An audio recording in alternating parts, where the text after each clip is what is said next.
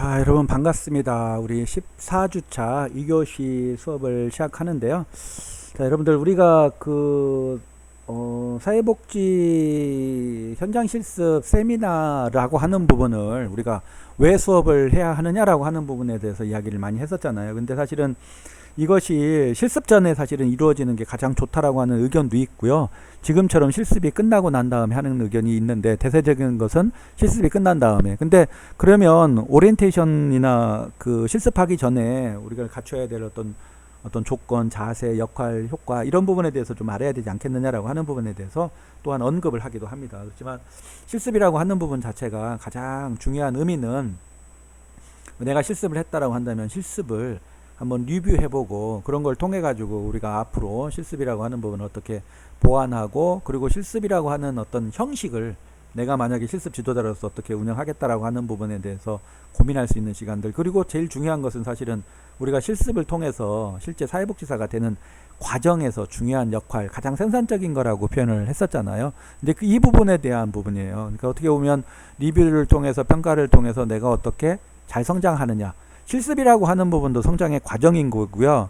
여러분들 실습을 하고 나면 실습을 통해서 성장했죠. 근데 중요한 부분은 어떤 것을 성장했고 어떤 것을 보완해서 더 성장해야 되느냐, 이게 사실은 실습에 있어서 매우 중요한 의미가 있는 부분이거든요. 그래서 여러분들한테 이제 사회복지 현장 실습에 대한 세미나에서 보고서를 작성해라. 이게 보고서를 작성하라는 것은 내가 어떻게, 그래서 사실은 이제 우리가 왜 이제 우리가 이 분야를 선택했느냐라고 하는 부분, 내가 관심 있는 사회복지 분야가 뭐고, 그리고 이 기관을 왜 실습지로 선택했느냐라고 하는 부분, 그리고 실습이라고 하는 기관에 대한 부분을 먼저 소개를 하면서, 그 다음에 이제 실습을 내가 어떻게 했는지에 대한 그 실습에 대한 소감을 다시 실습에 대한 내용을 설명을 하고, 그리고 또 그런 다음에 실습에 있어서의 강점과 약점, 그러면 그리고 또 약점이라고 하는 부분을 보완하기 위한 나만의 어떤 노력이나 계획들, 그리고 이제 전체적인 어떤 총평, 그리고 이제 나의 어떤 과제들, 이런 것들을 이제 첨부물을 통해서 이제 설명을 하라고 했는데, 잘하고 못한 거를 떠나서 일정하게 교수자가 요구한 내용을 어떻게 잘 작성을 했느냐, 이게 제일 중요한 부분이에요. 사실 이제 약속된 시간이 있었기 때문에 여러분들이 날짜를 이제 못 지키는 부분들이 있다라고 한다면 당연히 이제 감점을 받아야 되는 사항이고, 그리고 또 이렇게 몇 가지 사항들에 대한 이제 우리가 설명을 하는데 그 부분이 이제 명확하게 잘 적용이 됐느냐라고 하는 부분을 두고 평가를 좀 하도록 하겠습니다. 그리고 이제 전체적으로 이제 내용을 봤는데 이런 거예요. 여러분들 어떻게 보면 한 학기, 어떻게 보면 뭐 1년 동안, 어떻게 보면 3년 동안 여러분들하고 이렇게 수업을 했는데, 근데 마지막 메일을 보내는데 어떻게 우리 사회복지 현장 실습 세미나에 대한 그 보고서와 이력서와 자기소개서를 아무런 인사말도 없이 보낼 수 있을까라는 생각이 드는 거죠. 내가 우리 지도반 학생들한테 종종 하는 말인데, 단톡에서도 예의를 지키자. 지도교수가 공지를 했고 학과장이 학생에다 공지를 했으면 그것은 답변하는 예의도 갖추자. 우리가 전화를 하는데, 엊그저께 우리가 정문에서 자원봉사를 했어요. 그러니까 발열 체크 자원봉사자 가서 이제 이런저런 이제 얘기를 하고, 요즘에 특히 이제 이렇게 취업에 대한 문의가 많이 오거든요. 그래서 이제 지도 교수님들하고 어디서 왔다 지금 몇 건을 지금 이렇게 전달하고 그러는데, 또 이제 제가 전화를 했는데 이제 이제 옆에 있는 이제 다른 과 이제 거기서 이제 알바하는 이제 학생들이, 근로 학생들이 있어요. 근데 어떤 친구가 내가 전화를 했더니 여보세요 이렇게 전화를 받더라고요. 여보세요가 과연 바람직한 말이냐? 내가 전화번호가 뜨면 어떻게 받아야 됩니까? 네, 안녕하세요 교수님이라고 하든지, 뭐 저 교수님 누구누구입니다 이렇게 전화를 하는 것이, 받는 것이 예의 아닌가라는 생각이 드는 거죠. 그런데 여보세요 그래요. 그래서 내가 너 누구니? 그랬더니 네 교수님, 이러면 이렇게 받는 거예요. 근데 처음에 전화 받는 태도가 여보세요는 아니잖아요. 서로 알고 있으면 네 교수님 하든지 안녕하세요 교수님이라고 하는 것이 맞지 않을까. 그래서 전화가 끊었더니 이제 옆에 있는 이제 근로 학생한테 물었어요. 교수님이 전화를 하게 되면 너 어떻게 받니? 그랬더니 교수님이 학생한테 전화를 해요? 그러더라고요. 그럼 교수님이 학생한테 전화할 수도 있지. 뭐 지금처럼 뭐 취업에 관련된 부분이든 어떤 것든 우리는 교수님이 직접 전화하는 경우는 없어요. 그래서 전화를 받아본 적이 없어서 어떻게 대답해야 될지 모르겠어요. 몇 학년이니 그랬더니 한 친구는 2학년, 친구는 3학년이더라고요. 여러분들 그 메일을 이렇게 그 보낼 때는 그러니까 그 예의는 갖춰야 된다. 최소한의 교수님 메일을 레포트를 이렇게 보냅니다라고 인사를 하든지 그래야 되지 않을까라는 생각이 드네요. 그러니까 여러분들이 이제 곧 사회인이잖아요. 그러니까 사회인으로서 여러분들이 인정받고 사랑받고 그리고 여러분들이 이제 능력에 대해서 이렇게 발휘하는 것 중요한데 내가 인정받고 사랑받는 건 내가 얼만큼 처신을 잘하냐, 지혜롭냐, 눈치가 빠르냐 이것도 중요한 부분이거든요. 그래서 여러분들이 어디까지 어떻게 내가 이걸 뭐 또 잔소리를 들으면 어쩔 수 없는 건데 여러분들이 그 부분에 대한 부분은 조금 고민하고 사회생활을 해야 되지 않을까 하는 생각이 듭니다.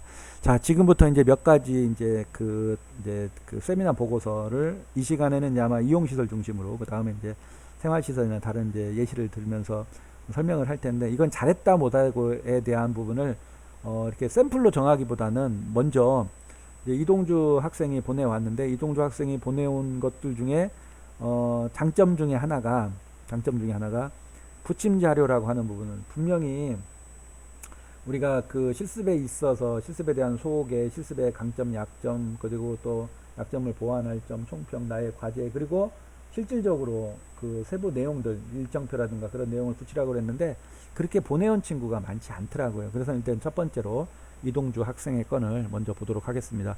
중간중간에 이런 것들은 좀 아쉽다라는 얘기도 하고 이런 것들은 잘했다라고 칭찬도 할 텐데 근데 이것은 이동주 학생만 얘기하는 게 아니라 여러분들이 보고서 썼던 모든 사람들, 그러니까 각자 자기는 어떻게 썼는지에 대해서 그 스스로가 평가할 수 있는 시간을 가졌으면 좋겠다라는 생각이 듭니다.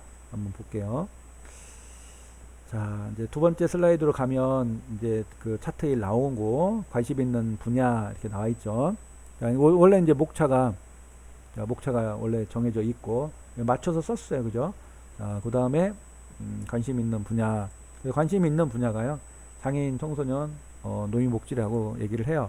사실은 이제 우리가 이렇게 되잖아요. 그러면 원래는 오프라인에서 우리가 그 대면 수업을 하게 되면 이 부분에 대해서 설명을 듣고 거기에 따라서 코멘트를 해줄 텐데 지금 설명을 전혀 들을 수는 없어요. 그러다 보니까 이것을 왜 내가 관심 있는 분야인지에 대해서 구체적으로 나열할 필요가 있다 이런 얘기죠. 그렇게 해야만 내가 거기에 따라서 장애인복지다 그러면 장애인복지관에서 무슨 뭐 실습을 하든지 봉사를 하든지 자격을 취득하든지 관련 분야에서 우리가 이제 청소년 지도사 자격증과 관련된 부분, 청소년 지도사 자격증과 관련된 부분, 이렇게 지도사를 많이 따고는 있는데 한편으로 생각을 해보면 아쉬운 것 중에 하나가 청소년 관련 분야에 취업을 한 사람이 많지가 않아요. 그래서 지금 이제 지금 심화과정에 있는 여러분들 1년 선배를 청소년 관련 기관에다가 지금 이제 이력서를 이제 제출을 해라라고 해서 제출을 지금 해놓은 상태. 그래서 이제 아마 요번 주에는 이제 발표가 나지 않을까라는 생각을 해보는데 이제 그렇게 가면 그럼 이제 그런 선배들을 통해서 어떤 자격증이 어떻게 필요한지를 이제 좀 더 들을 수 있는 기회가 될 텐데 지금 막연하게 청소년 복지, 노숙인 복지 이렇게 표현을 하면 참 막연합니다. 오늘도 이제 노숙인 그 종합지원센터장하고 이제 만나서 이런저런 얘기를 했었는데 이런 부분들이 그러니까 여러분들이 오프라인에서 여러분들이 관심사를 설명을 하게 되면 그래서 짧게라도 코멘트를 해줄 수 있는데 이게 들을 수 없어서 이 부분에 대한 부분은 좀 아쉽다. 좀 구체적으로 밑에 설명을 좀 했으면 지금이라도 얘기를 해줬을 텐데 라는 생각이 들고요. 자, 선택의 과정을 한번 볼까요? 선택의 과정을 보면 자, 행복한 어르신 복지관에 이제 가는 거예요. 네? 기관에 대한 소개 및 선택 과정. 기관을 소개를 먼저 했네요. 한번 이렇게 보고 여기는 이제 카톨릭 사회복지회에서 운영하는 옛날에는 이제 자기는 노인복지관이라고 했었는데 지금 행복한 어르신복지관이라고 표현을 하죠. 그래서 요즘에는 이제 새롭게 뭐 간판도 벽면에다가 새로 이렇게 꾸미고 했었던데 자, 이 내용을 기관 소개입니다. 기관 소개를 하고 근데 기관 소개가 조금 더 구체적이면 좋았을 텐데 뭐 이렇게 조금 너무 간단하다는 생각이 듭니다. 자, 그래서 이제 사실은 이렇게 샘플을 보면 처음에 이제 처음에 발표를 하고 나서 발표할 사람, 예를 들어 5사람이다 그러면 5사람만 발표를 하고, 그래서 코멘트를 주고 그 다음에 발표하는 사람은 이거 보완하세요라고 해서 발표하는 사람도 보완하고 그 다음 사람도 보완하고, 사실은 그렇게 수업이 진행되는 것이 맞다고 보거든요. 그렇게 했었고요. 근데 지금은 이제 우리가 수업하기도 바빴고, 그리고 또 이제 어떻게 보면 이제 이렇게 여러분들하고 비대면을 하다 보니까 이제 그 부분은 조금 더 이제 보완할 수 있는 시간들은 없는데, 이게 좀 내용이 조금 더 구체적일 필요가 있다라는 생각이 들고요. 그 다음에 이제 기관 선택하는 과정을 보면 여러분들 보세요. 자, 동구의 다양한 복지관을 파악한다. 근데 사실은 이제 다양한 복지관을 파악하는 게 아니라 나는 복지관으로 가겠다, 이게 아니라 노인 쪽으로 가냐, 아까 관심 있는 뭐 청소년 쪽으로 가냐, 노숙인 쪽으로 가냐 라고 하는 부분인 거잖아요. 그럼 이제 노인 쪽으로 간다면 동구의 다양한 복지관을 파악한다? 이건 아니죠. 나는 복지관으로 간다가 아니라 사회복지관이냐, 노인복지관이냐, 장애인복지관이냐. 지금 이제 장애인복지관도 지금 이제 대전시만 해도 8개나 있는데, 그럼 그 중에 장애인복지관 중에서 동구에 있는 장애인복지관 하겠다, 이건 맞아요. 근데 다양한 복지관 파악이라고 하는 부분들은 사회복지관인지 노인복지관인지 장애인복지관인지 이건 이제 안 나와 있는 부분 좀 아쉬운 거예요. 그 다음에 각 기관별 실수생 모집 현황을 조사한다? 글쎄, 이것도 맞긴 하겠죠. 근데 맞는데 내가 노인복지관 하겠다 그럼 노인복지관에서 실생 모집 현황을 조사하는 게 맞는 거잖아요. 노숙인이다 그럼 노숙인 관련 기관에서 모집 현황을 조사하는 게 맞고, 이거 너무 포괄적이다. 그러니까 처음부터 방향이라고 하는 부분이 조금 너무 이렇게 좀 멀리 가지 않았나라는 생각이 드는 거예요. 그래서 개별 사회복지관이라고 하는 부분들, 노인든 장애인든 뭐 어느 쪽이든 구체적일 필요가 있었는데라는 생각이 들고, 자, 그래서 어쨌든 간에 최종 합격을 했습니다. 지금 우리 겨울에 청소년 트랙하고 보육 트랙 실습 기관을 선정하거든요. 그래서 학생들한테 기관을 알아봐라 했더니 정말 소수가, 더군다나 A반 B반을 해야 되는데 소수가, 그래서 각 기관들마다 선정을 대부분 한 90%는 다 통화를 했었던 것 같은데, 그래서 이제 90%는 이제 본인들이 이제 알아온 것은 한 10%는 본인들 알았고, 나머지 90%는 한 80명 가까이, 70 몇 명이 있어서 70명이 넘죠. 70명이 넘는 인원을 기관을 알아보는데 정말 이게 코로나 때문에 어려웠는데, 그래도 여러분들이 어쨌든 간에 이렇게 구성을 하느라고, 특히나 이제 여러분들이 이제 일일이 다 알아봤을 텐데, 어쨌든 애는 썼는데, 이제 실습이 일단은 기관이 해주는 것만으로, 실습을 받아주는 것만으로도 어떻게 보면 감사할 수 있었는데, 그러니까 방향의 선택의 과정이 조금 더 고민스러워야 되지 않겠냐라는 것을 얘기를 하는 거예요. 자, 본기관 선택 이유, 다양한 분야의 도전. 그럼 어디로 갔어야 돼요? 다양한 분야의 도전. 종합사회복지관? 근데 우리는 이제 여기 노인복지관을 갔어요. 사례관리 서비스에 대한 관심, 주거지와 가까운 곳. 자, 이게 맨 마지막인 건 바람직한 거예요. 어느 분야다, 무엇이 중요하다, 그리고 이왕이면 가까운 거. 이게 이제 세 번째. 만약에 이게 첫 번째라고 했으면 이게 좀 아쉬웠을 건데, 그나마 이거 참 잘 됐다, 이렇게 보는 거죠. 그 다음에 실습에 있어서의 장점과 아쉬운 점을 한번 볼까요? 강점. 조별로 과제를 수행함으로써 어려웠던 부분도 구성원과 토의하면서 좋았다. 배울 수 있었다. 비대면 사회조사를 통해서 직접 어르신과 통화를 하고 욕구를 파악할 수 있었고, SPSS 프로그램을 활용하는 시간을 가질 수 있었다. SPSS 프로그램을 활용할 수 있었다. SPSS 프로그램이라고 하는 것을 여러분들이 쓸 수가 있었다. 이게 몇백만원 프로그램인데 어떻게 여러분들이 이걸 썼을까라는 생각이 드네요. 자, 그리고 집중 실습을 통해서 자신이 관심 있는 분야를 선택하고 참여하여 현장을 직접 가볼 수 있는 경험도 있었다. 비대면 프로그램 기획을 함으로써 다양한 아이디어를 생각하고 제안할 수 있었다. 실습에 있어서 장점이라고 하는 부분이, 그래요.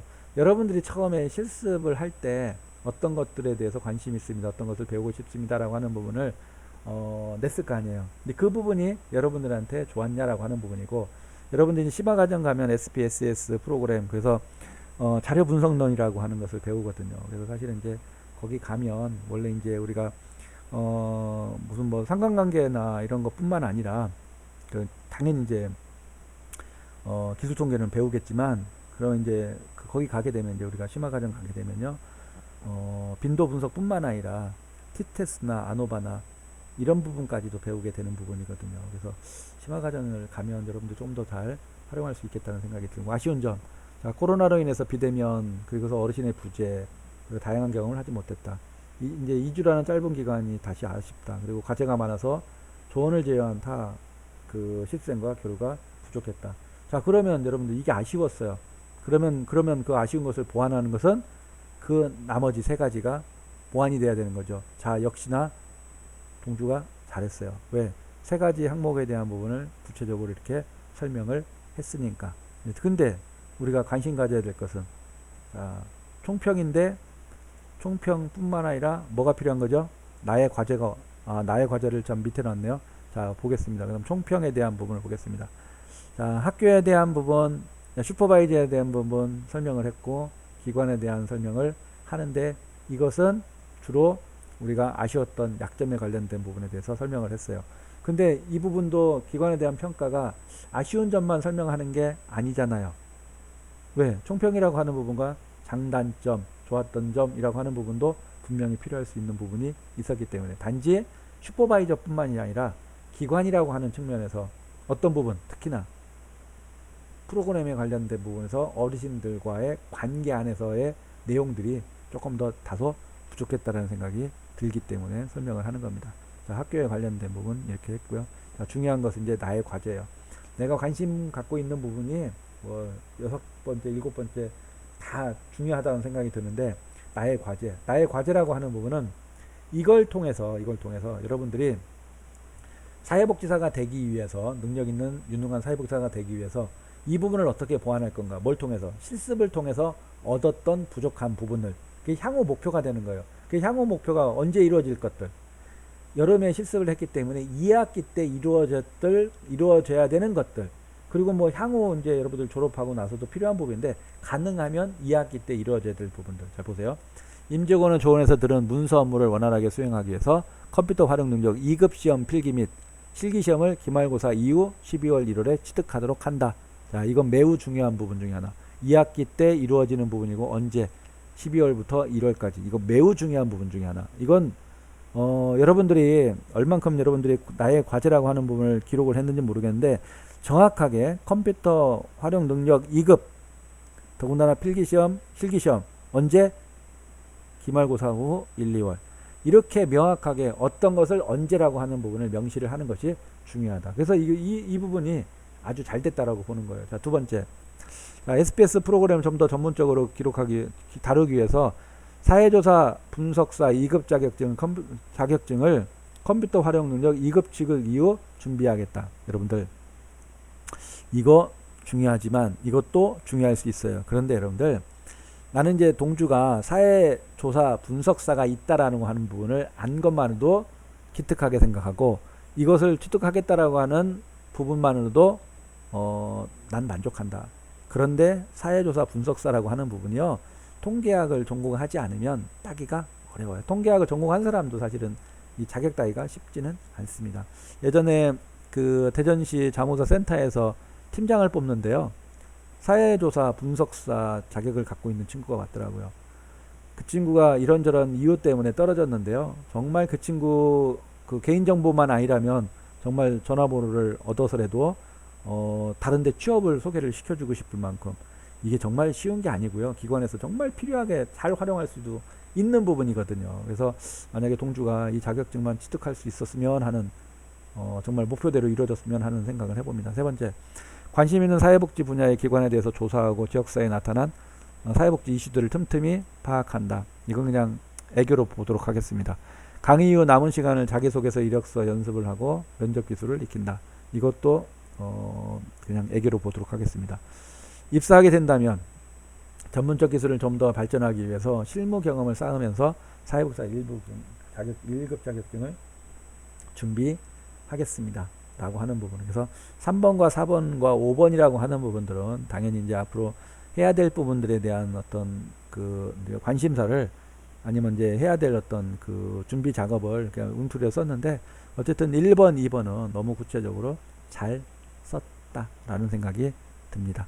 자, 기타 항목이 있는데요. 기타 항목은 동주가 뭡니까? 이 과제물을 제출을 했어요. 과제물을 하나하나 여러분들한테 지금 뭐 보내줄 수는 없는데 이 하나하나를 어떤 것은 PPT로 어떤 것들은 뭐 그 워드로 작성을 했었던 그때 이제 실습 과제를 제출했었던 내용들을 첨부를 했다 이런 얘기입니다. 그래서 이런 부분들이 우리가 이제 그 오픈 수업에서는 이렇게 볼 수 있는 부분인데 다소 아쉽지만 이렇게 먼저 하나로 마치는 걸로 하도록 하겠습니다. 어쨌든 동주가 처음으로 이렇게 발표를 한 내용을 보여주게 되는데 아주 작성을 잘했기 때문에 보여주기는 하는 부분인데 일단은 이 부분을 얘기를 하는 과정에서 여러분들이 나한테는 어떻게 작성이 됐느냐라고 하는 부분을 스스로 평가할 수 있는 시간을 가졌으면 좋겠습니다. 잠시 후에 3교시에서 만나 뵙겠습니다.